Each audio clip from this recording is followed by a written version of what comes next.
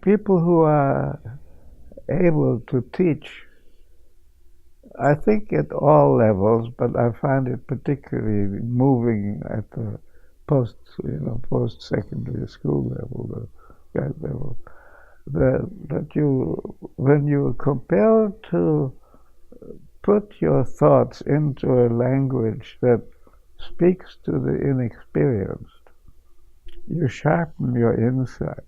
You really learn. It is not a cliche that you learn more by teaching than the students do, which I think you do.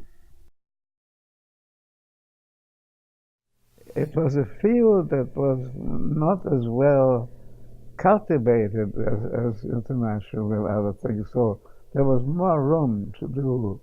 When I was looking for a subject for my PhD thesis, I naturally chose a Canadian subject because nobody else had been there before. And so I enjoyed that, and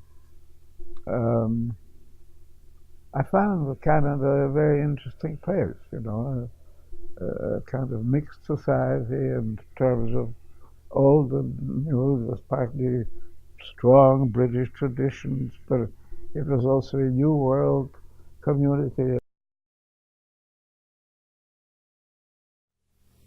I like writing. I've always liked writing. I still like writing. And so for me, that was a joyful, it wasn't a duty, it was a joy to be writing. I love constructing sentences and images, and I just like writing. And so that was a very pleasant activity for me. It is also the case that whenever you write something, the subject is in part extremely interesting and in part not so interesting, and not to say boring. And you have to push yourself through the boring stuff, and that's kind of a little hard. There are many roles, and different academics address different roles at different times, and not always all of them. Discover and spread understanding and knowledge. I think the basic job of an academic is to discover what the world is like in various areas. And then when you've discovered it, you must communicate it to your colleagues, and also to the general public if you can. He's a jolly bloke, he's, uh, he's, I think you have to say he's an intellectual, but he is an intellectual very, very interested in day-to-day life.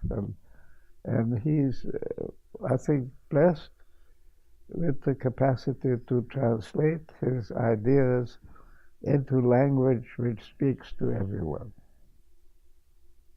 I think that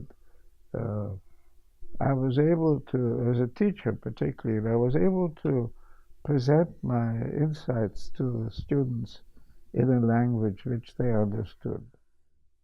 And I've always enjoyed very much being able to give talks into groups like that where they're not scholars, but they don't really think in a scholarly way, and to be able to present a kind of scholarly, impartial, analytical way and relate what you talk about to their lives.